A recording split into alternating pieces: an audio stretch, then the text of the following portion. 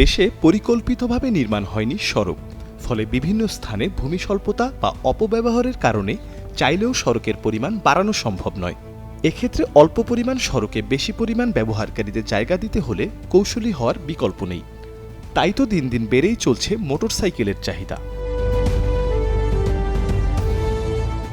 BRTA এর সর্বশেষ হিসাব অনুযায়ী ১১ বছরে মোটরসাইকেল ছাড়া সব ধরনের যানবাহন বেড়েছে সর্বোচ্চ প্রায় ২ গুণ, কিন্তু এর বিপরীতে মোটরসাইকেলের সংখ্যা বেড়েছে ৫ গুণ। মোটরসাইকেলের বর্তমান সময়ের চাহিদাকে পুঁজি করে একদল স্বপ্নবাজ তরুণ রাজধানীর মিরপুরে গড়ে তুলেছেন একটি মোটরসাইকেলের হাট।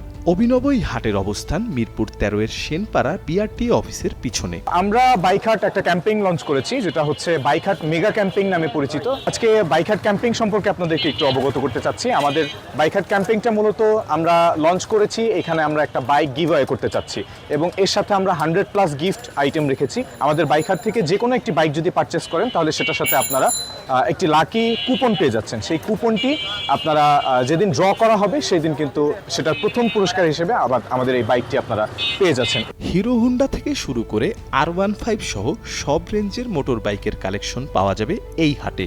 মোটরসাইকেলগুলো শোরুমের দোকান থেকে বেশ সাশ্রয়ী দামে পাওয়া যাচ্ছে, তাই আগ্রহ রয়েছে ক্রেতা বিক্রেতাদের।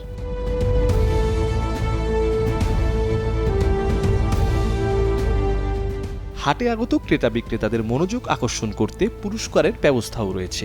একটি বাইক কিনলে কুপনের মাধ্যমে র্যাফেল ড্রতে পেয়ে যেতে পারেন আরেকটি বাইকও।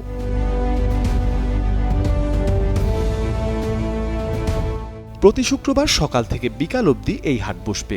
এক সপ্তাহের মধ্যে বাইকের কাগজপত্র যাচাই বাছাই করার গ্যারান্টিও দিচ্ছে হাট কর্তৃপক্ষ।